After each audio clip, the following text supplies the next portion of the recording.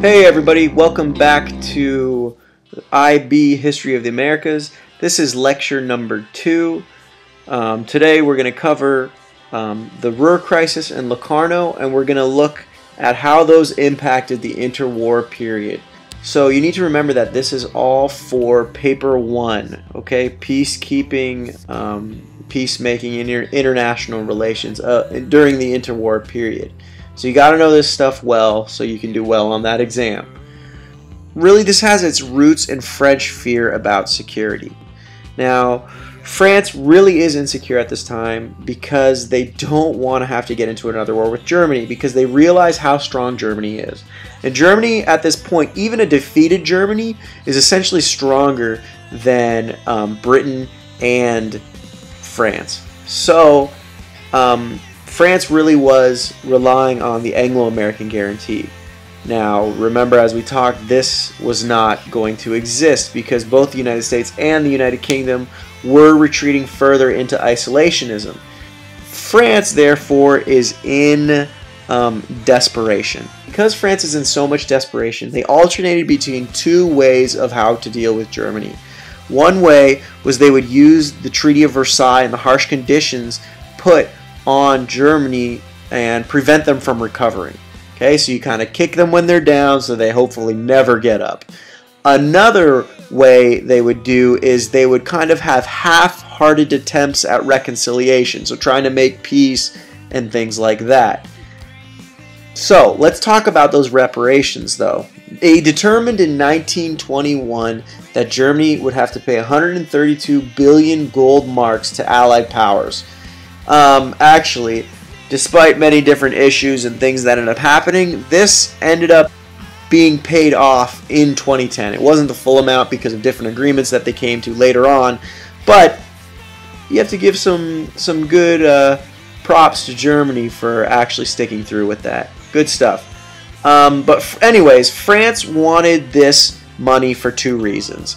First, remember, they're the ones who experienced all the destruction and such of the war, so they had to rebuild. But, you know, to fight the war, they also had to take out a lot of loans. So they wanted basically to take a lot of this money to be able to make their own payments on their own loans, okay, their own debts. So a lot of this money would go to France, and then it would go to the States because they borrowed a lot of money from the States to fight the war. But they also wanted it, of course, to limit Germany in its recovery, so Germany wouldn't be strong. Okay?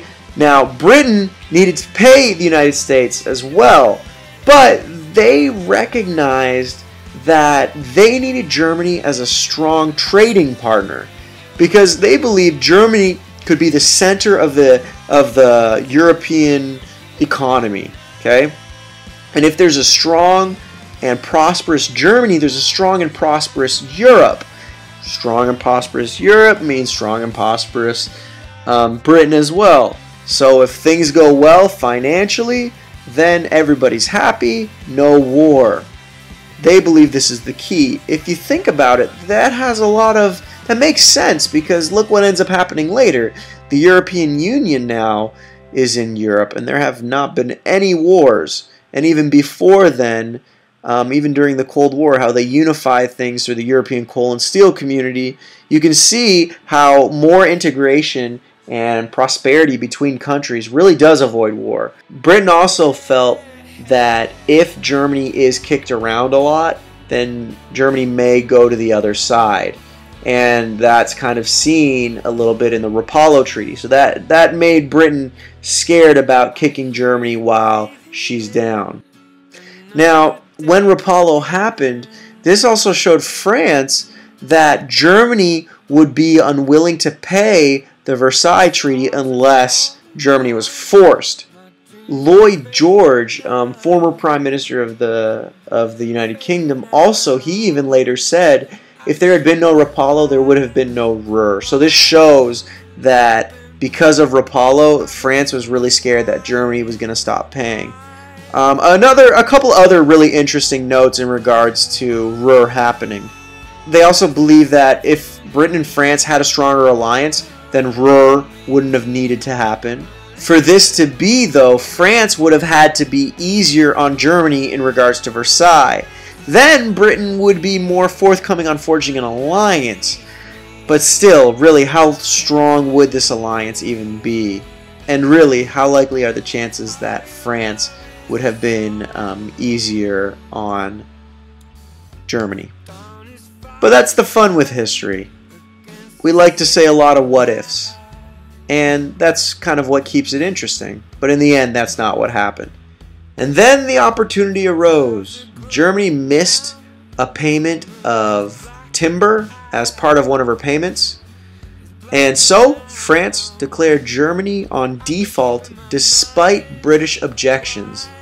And on January 11th, 1923, French and Belgian troops invaded the Ruhr. Now, the French goal was to seize the mines and factories and take their output and then ship them to France as payment.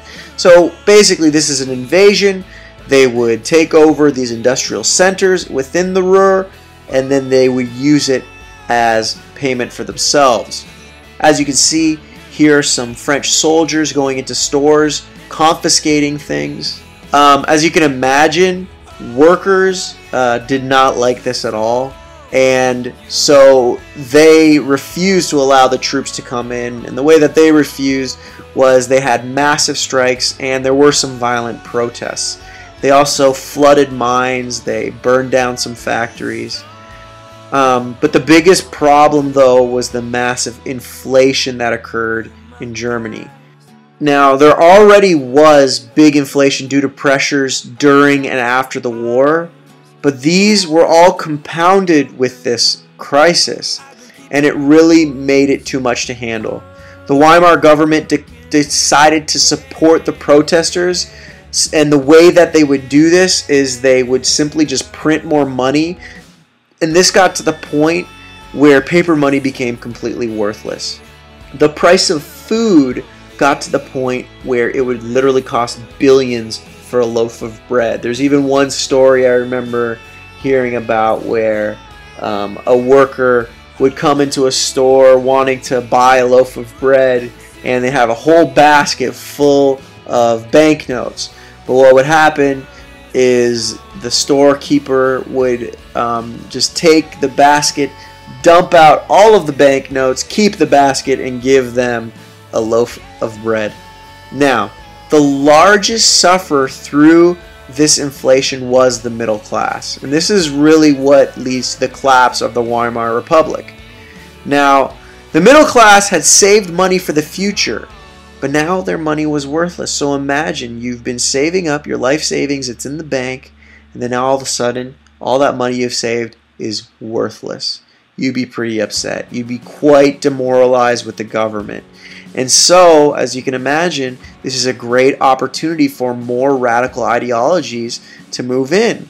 We've seen this before. Remember, when people get upset, their basic needs aren't met, or they lose something, they turn to radical ideologies. They become more likely to turn to radical ideologies, is what I should say. Hitler even actually originally tried to take over at this time.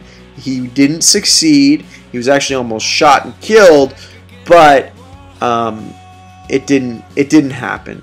And so this is kind of why. Well, the Western Allies, they feared two things because of this.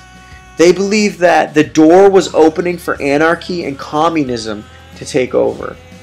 And they also believed that European recovery after the war would not happen if Germany was not in the center. Therefore, they had to solve this crisis.